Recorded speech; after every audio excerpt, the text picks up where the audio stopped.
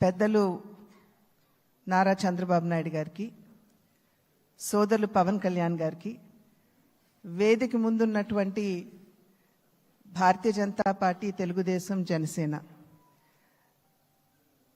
ప్రజలచే ఎన్నుకోబడినటువంటి మీ అందరికీ పేరు పేరున ముందుగా నా నమస్కారాలు నేను తెలియజేస్తున్నాను.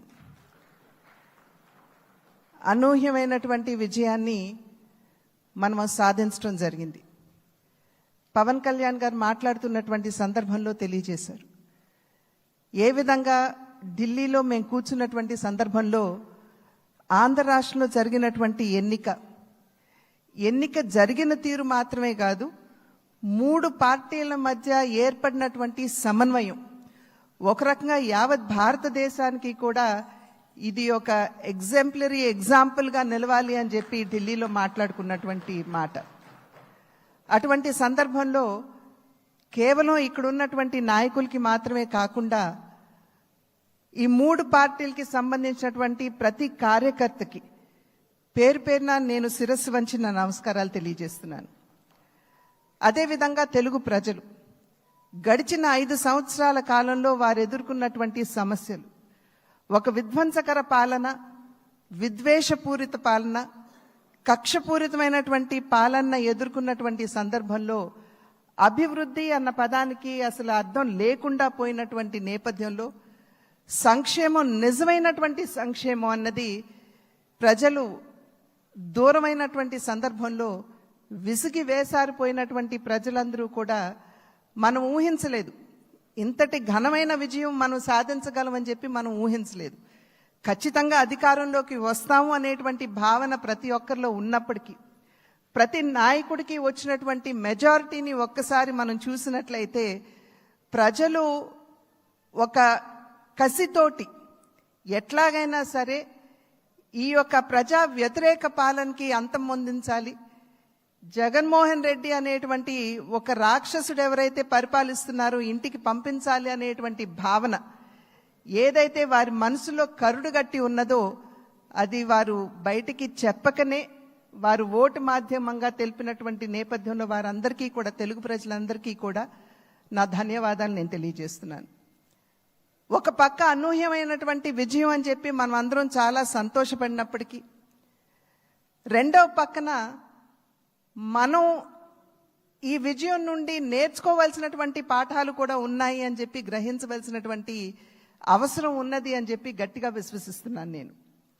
ఎందుకంటే ఎప్పుడైతే రాష్ట్ర అభివృద్ధిని మనం పట్టించుకోకుండా ప్రజల్ని నిజమైనటువంటి సంక్షేమానికి ఎప్పుడైతే మనం దూరం చేస్తామో, మాకు తెలుసు ఏ విధంగా నిర్ణయం చేయాలి అని చెప్పి ప్రజలు ఈ ఎన్నికల్లో ఓట్ల మాధ్యమంగా వారు మనకి ఒక హెచ్చరిక ఇచ్చారు అని చెప్పి నేనైతే భావిస్తున్నటువంటి నేపథ్యం.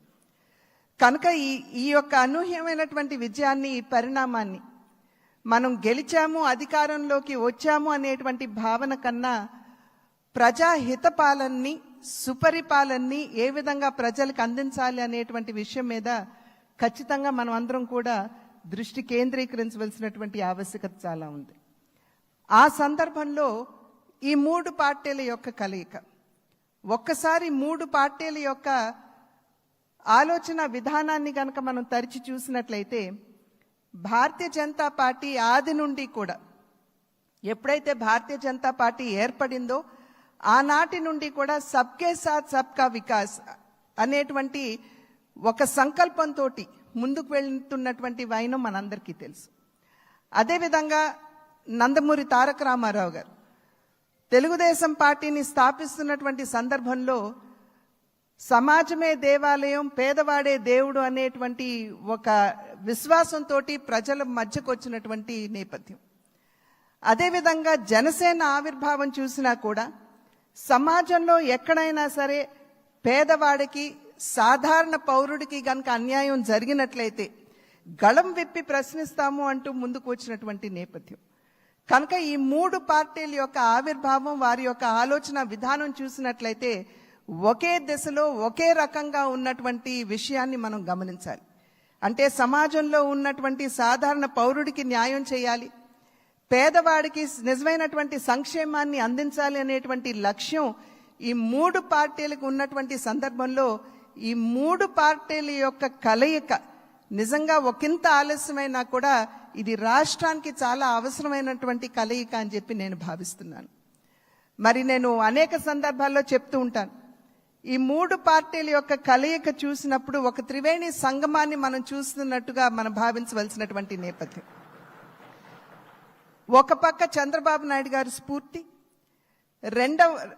చంద్రబాబు నాయుడు గారి యుక్తి, రెండవ పక్క నరేంద్ర మోడీ గారి స్ఫూర్తి, అదేవిధంగా పవన్ కళ్యాణ్ గారి శక్తి. ఈ మూడింటి కలయికే ఇవాళ రాష్ట్ర ప్రజల ముందు ఈ యొక్క అలయన్స్ గా కూటమిగా ముందుకు వచ్చినటువంటి విషయాన్ని మనం అందరం కూడా గమనించవలసినటువంటి అవసరం చాలా ఉంది.